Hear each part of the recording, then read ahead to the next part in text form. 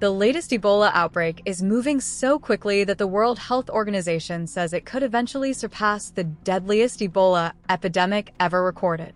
As of August 12th, at least 4,665 cases and more than 2,184 deaths have been reported, giving the outbreak a crude fatality rate of about 46.8%.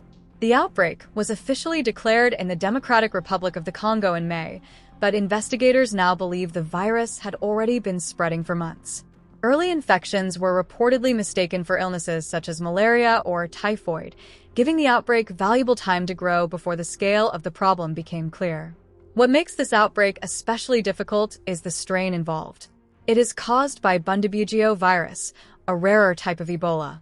There is currently no approved vaccine or specific treatment for this strain, although vaccine and treatment candidates are being tested. The medical problem is only part of the story. The affected region is dealing with weak health infrastructure, armed conflict, population movement, and mistrust. These conditions make contact tracing much harder and increase the chance that infected people move through communities before they are identified. This explains why controlling Ebola is not simply about finding a medicine.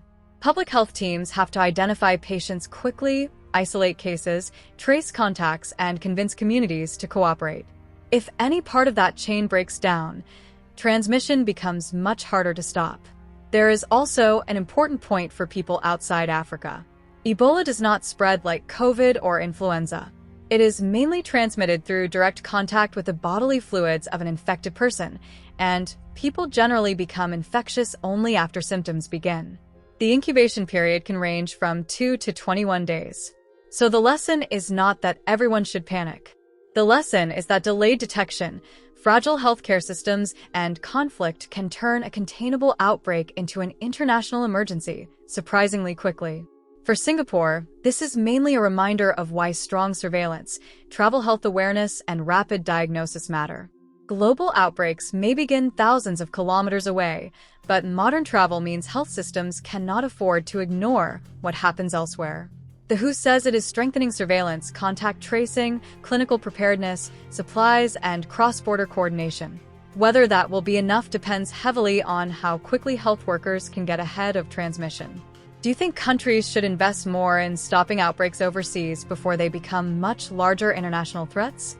If you found this explanation useful, share the video, give it a like, and subscribe to 2230 for more clear and factual news analysis.